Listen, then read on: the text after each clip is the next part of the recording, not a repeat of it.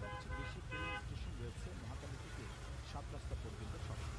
এই সড়কে সুপরিচিত একটি পেট্রোল পাম্পে তেলের গাড়ি প্রবেশ করে দুপুর ১২টার পর। ততক্ষণে অপেক্ষমাণ